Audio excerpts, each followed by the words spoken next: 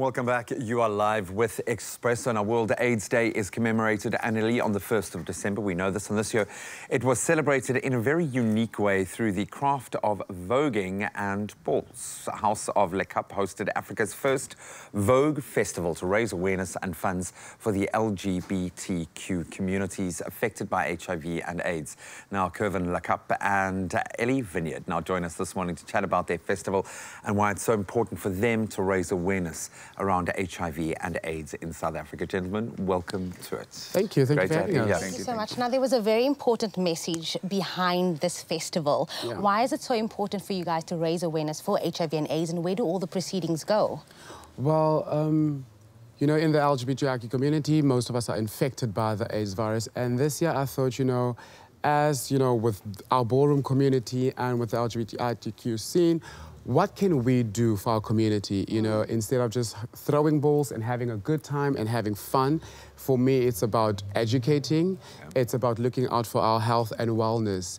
And I was like, well, let's throw our first major international ball on World AIDS Day and use this platform, you know, to raise awareness and to raise funds for our community. And that's how it all started. And I then decided, okay, let me invite House of Vineyard down, because that's how I learned about ballroom, was through House of Vineyard. And they are the first ballroom house in the Netherlands, and we are the pioneering house here in Africa. So that's how this all came about. Well done, because I know these things, it's no mean feat to take it from concept to actually executing something like this. But I recently saw an exhibition, a Vogue exhibition dance. Was it originated in the 80s? Did Madonna have a connection to the original, or did she just capitalize on it? Like a very chicken and egg. Yeah, I don't want to cause divisive lines now. In a certain way, we have to thank her, because in the 80s, I mean, that was the first look into ballroom. And I mean, there were also Willie Ninja that was touring and all of that, but then Madonna took it and had the whole song and put it, like, used her platform to put it out there. Made it pop. Yeah, and I mean, a lot of people think it comes from Madonna, and it doesn't. Well, thank you for the re-education this morning. So she literally saw the club kids voguing in the club, and she was really intrigued by it, and then she was like, okay, I gotta have these people. And that's how she got acquainted with the scene and with the culture. So. Now, take it through us. You're from House of Cap? Le Cap. Le Cap, and your House of Vineyards from the Netherlands. Break it down for us. What does that actually mean? So it's like Game of Thrones. I just want to say, this feels like Game of Thrones, okay? This feels like a very pretty version of Game of Thrones. So basically, I'm the mother and the founder of House of Le Cap. Yes, Mama. Yeah. And Elly is the father of House of Vineyard. And basically, a house is a family structure. Because, you know, ballroom, it's not just about the voguing and the runway and the looks. It's about family. It's about family. That is the most important. The balls is where we have fun. The balls is like our Oscars, our Grammys, you know, where we want to go out and we want to be fabulous. We want to show the world that we can be anything, you know, in a safe space where we can just, you know, express ourselves in whatever way we do. So we've got the parents, and then we've got the house kids. So in my house, we've got 9 kids, and in Vineyard, you have? 21. 21 kids. 21. Yeah, in total. We're all 21 in total. Yeah. And they have been in existence now for? Since 2014. And we have now been in existence in 2017, and we are also the first ballroom house in the whole of Africa. Wow. Not just in Cape Town, but in the whole of Africa, you know, because we brought the scene here. Voguing has always existed.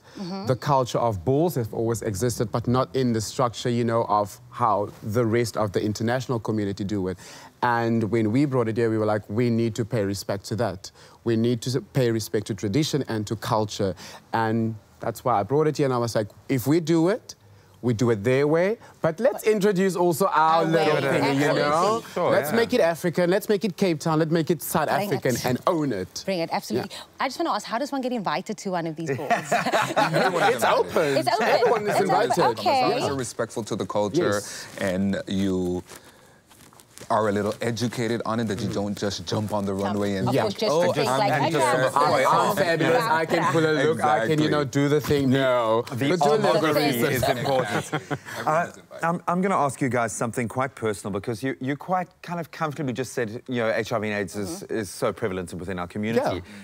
Do you feel like that stigma has been broken down within your community? Do you feel like it is an open conversation with you and your friends? Is this something that you are comfortable with, or are we still needing to drive home? We still need to drive it. It used to be an open thing. There used to be an open dialogue about it. And I think when the dialogue was open, you know, the rates went down. But now that it's again back there, it's like everybody's almost fine with it. It's like it's existing, but we don't need to talk about it anymore.